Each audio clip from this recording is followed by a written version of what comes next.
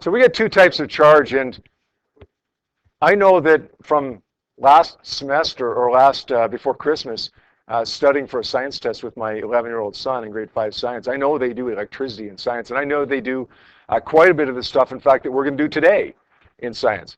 So what I'm saying is basically what we're going to do today largely is a review of grade 5 science, including the two types of charge. The two types of charge, I put them up there for you already just in case you couldn't remember them.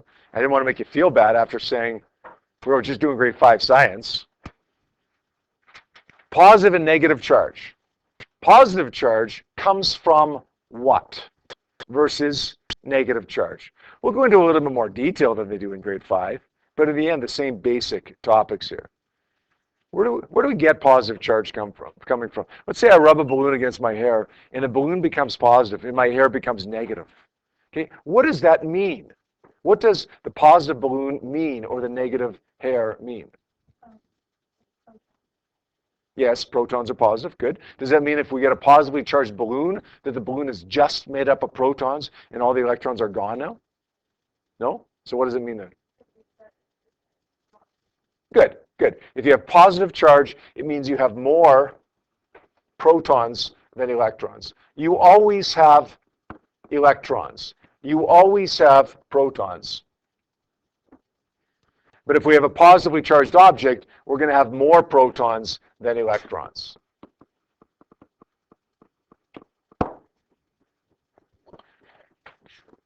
Sorry, go ahead.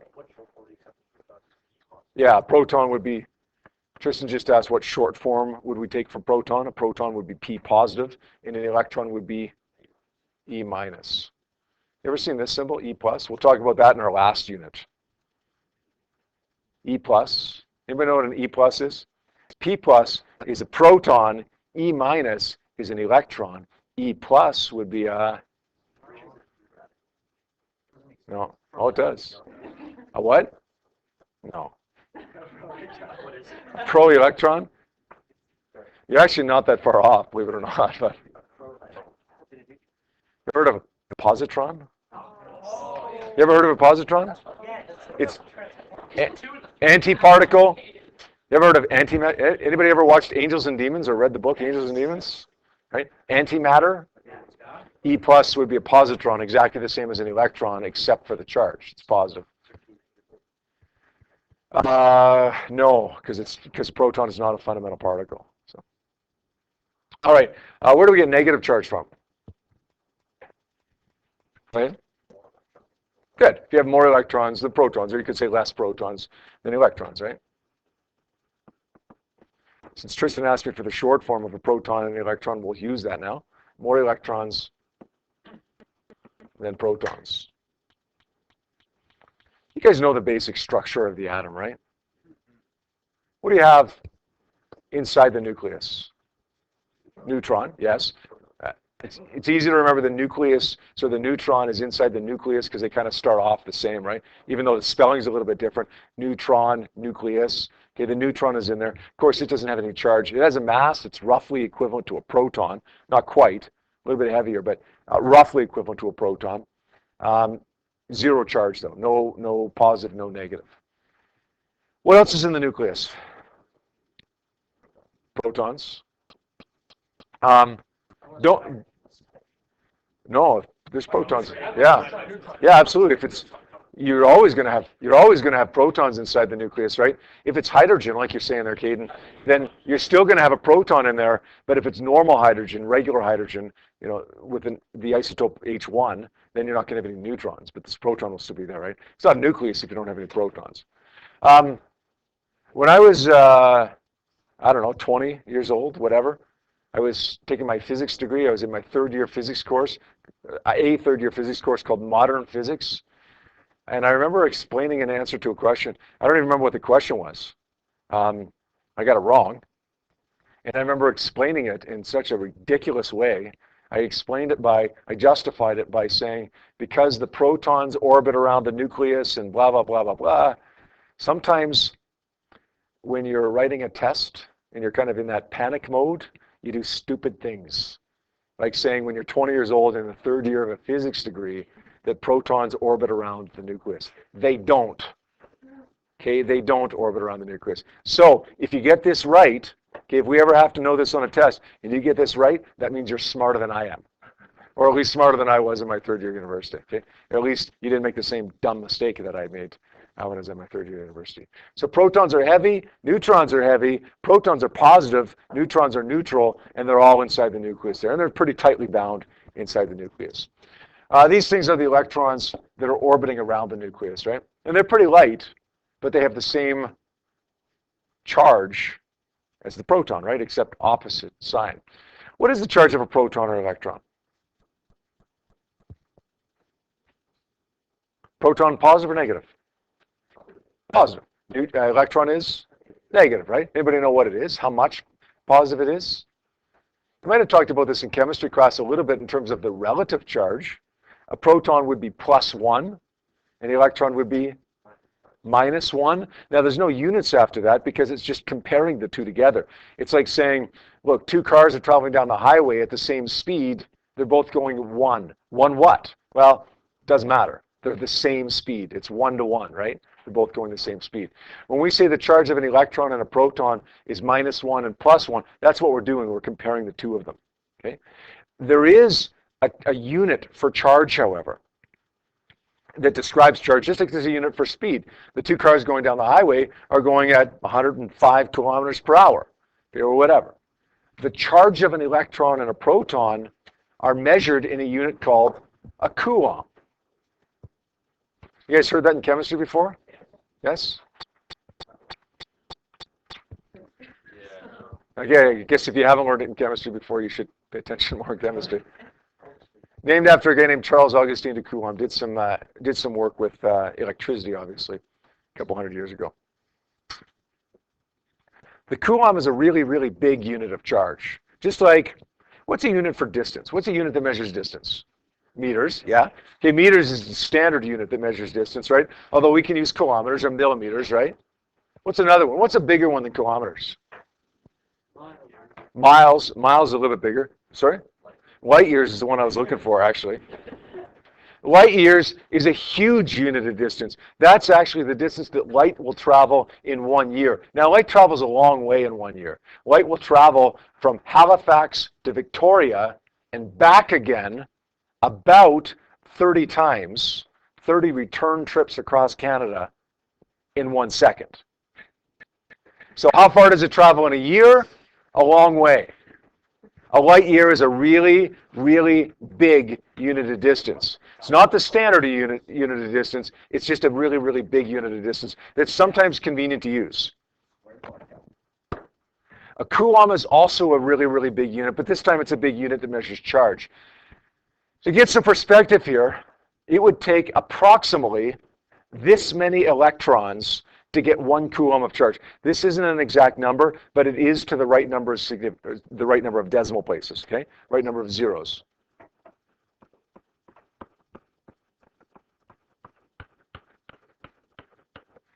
About that many electrons or that many protons would give you 1 coulomb of charge. So you got to have a lot of them. A coulomb is a big unit of charge, a really big unit of charge. 19 zeros. So what is the charge of an electron? If it takes a lot of electrons to make up a coulomb of charge, then the charge of an electron is going to be a really, really small number. We're going to say it's negative, right? Negative 1.60 times 10 to the minus 19 coulombs. Negative 1.60 times 10 to the minus 19 coulombs. That's a small number. So small, in fact, that when we're describing charges, not just charges of electrons and protons, but charges of other things, charged objects even, we often describe the charge in microcoulombs or nanocoulombs or millicoulombs, because even though they're not standard units, they're more convenient to use than coulombs. Just like a light year is not a standard unit, but it's more convenient to use sometimes than a meter, right? When you're talking about astronomical distances, right? When we're doing calculations, though, we always got to go back to the coulomb because that's our standard unit, just like just like kilogram is, just like meter is. Charge of a proton, positive 1.60 times 10 to the minus 19 coulombs. Same charge, right? Opposite sign. One's positive, one's negative. Is it exactly the opposite? Or Yes, it's exactly. Now, you may be thinking of, if you've heard something and it's not exactly the same, you're probably thinking of a mass. The mass of an electron and a proton are completely different, right? Mass of a proton is about 1,000 times roughly more than the mass of an electron. So it's a lot more. Mass isn't even close. But the mass of a proton and a neutron to 3 digits, we say is the same, 1.67, I think it is, times 10 to the minus 27 kilograms. But a neutron is still slightly heavier if you go to more decimal places than a proton is. but like if you went from small. But if you kept going here, no, it's the same. So if you were thinking something, that's probably where it was coming from. No? Okay. I put up a section of your data sheet here, not because I want you to write this down. It's on your data sheet already, obviously. What I wanted to do is point out where you find the charge of an electron on the data sheet. It can be a little bit confusing. If you look on the right-hand side here, under particles, there's all kinds of particles, lots of which you've never seen before. Alpha particle, positron, hey, we talked about that briefly. An electron neutrino, fermions, whatever the heck that is. We'll talk about that later on in the year. In fact, we'll talk about the fermions literally on the last day of new stuff this year. Take a look at the charge of an electron. It says minus 1 E. What does that mean? Minus 1 E. What's an E? Electron volt? No. It's the elementary charge, yeah. If you look over here on the left-hand side, you see an elementary charge is E, and it's 1.6 times 10 to the minus 19 coulombs. So if you have to get the charge of an electron on a test, and you don't remember what it is, and you may very well remember what it is because you'll use it quite a bit, this unit. You may just have it memorized. But if you don't, just go to your data sheet, look for minus 1 E. Oh, okay. What's an E? It's 1.6 times 10 to the minus 19. So it's minus 1 times that value. An alpha particle, we won't learn what an alpha particle is for some time. But if you ever needed the charge of it, you could figure it out, right? It's 2 elementary charges. It's 2 times 1.6 times 10 to the minus 19. In other words, it's 3.2 times 10 to the minus 19. Is that good? So when you need that number, you know where to find it. You know how to convert minus 1e to minus 1.6 times 10 to the minus 19. I should cover these up here. 2 terms, a conductor and an insulator. Hey, I got a question for you first. Clearly with electricity, something's going to move, right? Some kind of particle is got to move in order to, you know, we talked about the balloon in the hair. You rub the balloon against the hair. One of them becomes positive. One of them becomes negative. Some kind of charge has to move in order to allow that to happen. What charge is it that's going to move? Negative. Why is it going to be the negative? You're right, by the way. Electrons, if something's going to move, it's going to be the electrons, not the protons. But why? Because like protons.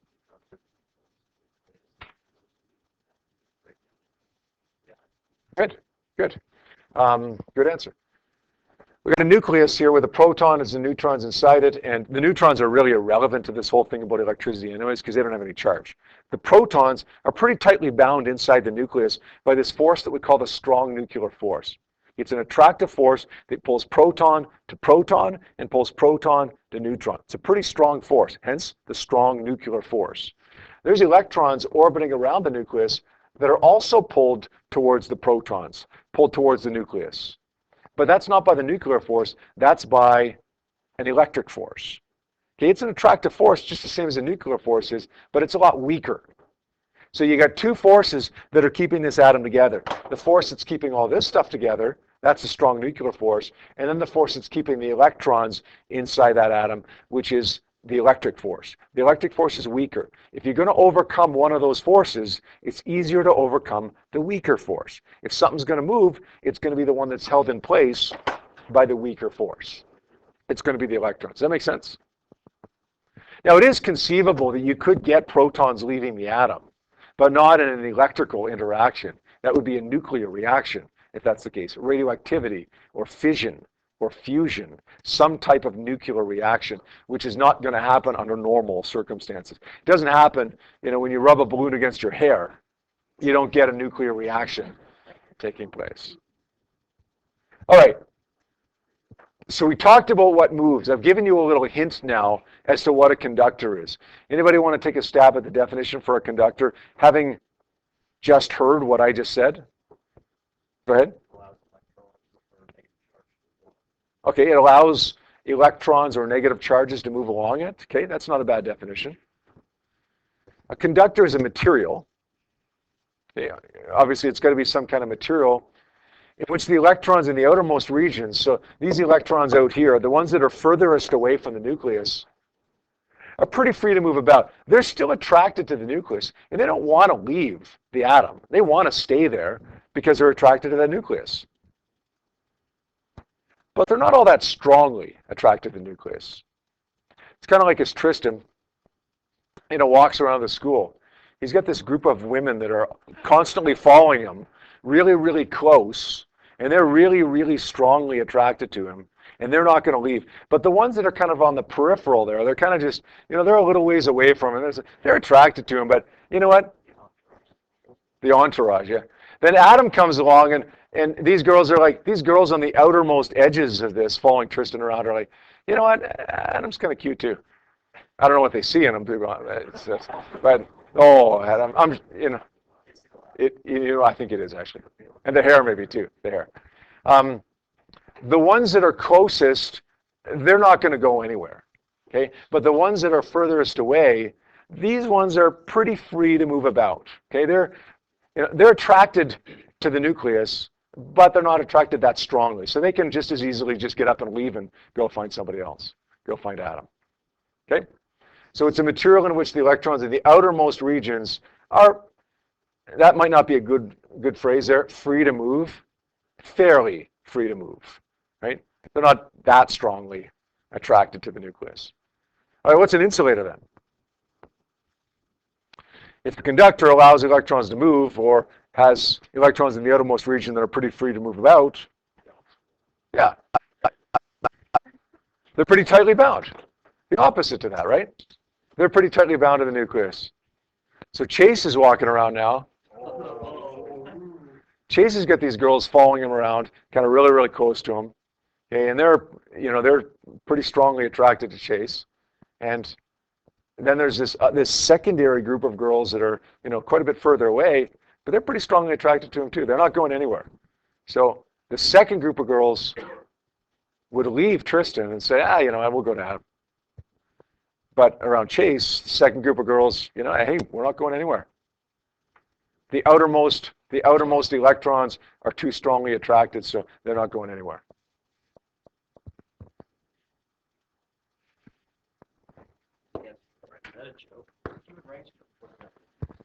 Oh, you can see, you don't have to copy down this table, by the way. This is a table that describes relative conductivity of different materials. There's no units with this. You can see numbers at the top, 10 to the 8. 10 to the 8 what? There are no units. What do we see down here? 10 to the negative 15. It just compares two different materials or a bunch of different materials together. Okay, if something was 1 and something was 2, then the one that was 2 is twice as big as the one that was 1, right? This is a conductivity that is relative to, down here, 10 to the 8. Okay, this one's 10 to the minus 15. So this one up here is 10 to the 23 times better. 10 to the 23, that's a big number. That's a 1 with 23 zeros after it, times better of a conductor than this material down here. But you can see that it's not just a simple matter of saying, okay, this is a conductor. Okay, this is a conductor, this is a conductor. They both do the same thing. There's varying degrees of conductivity. Some materials are better than others at conducting. Silver is very, very good. So is copper. So is aluminum. Very, very good. We use copper in our houses, right, to wire our houses. They used to use aluminum. Okay, both copper and aluminum are very good conductors. Why do you use copper now? Well, copper is a little bit better of a conductor than aluminum, although not dramatically.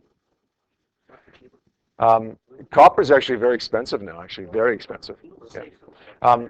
Aluminum had this nasty habit of arcing from one aluminum wire to another aluminum wire, which had this nasty habit of causing fires. So that wasn't so good.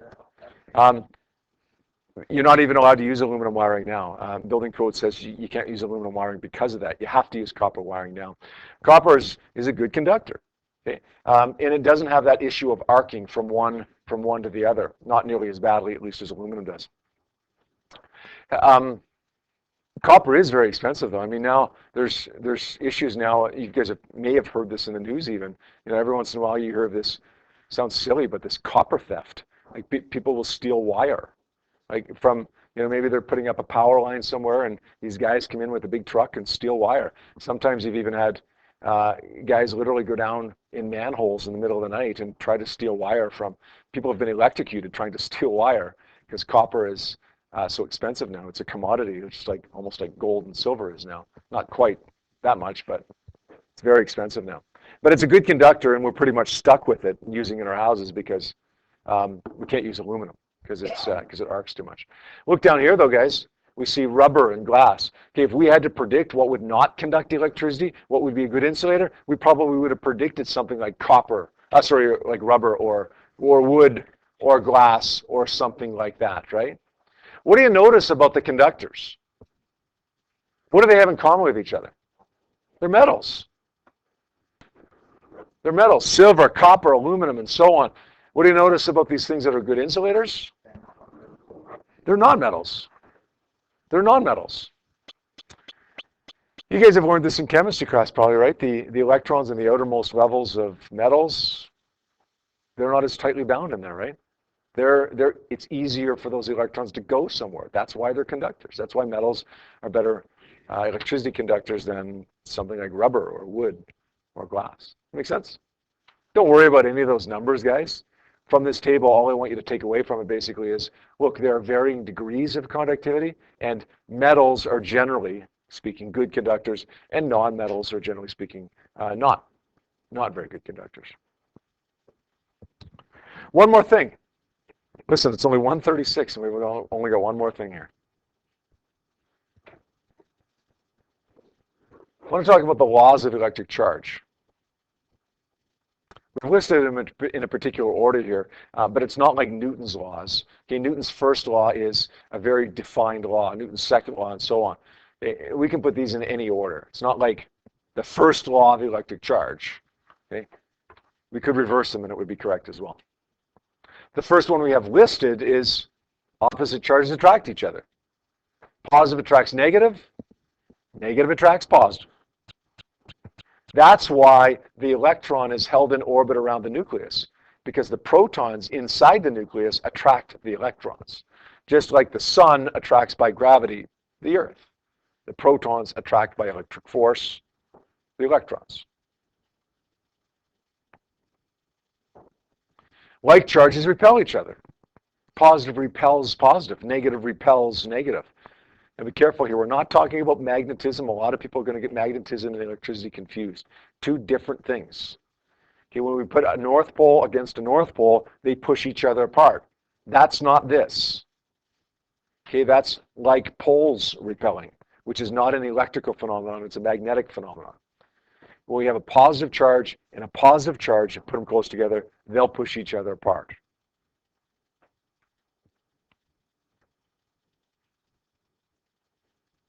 So how is it then, think about that for a second. How is it that the nucleus stays together? If positive repels positive by an electric force, protons repel protons, how is it that all these protons can stay together inside the nucleus?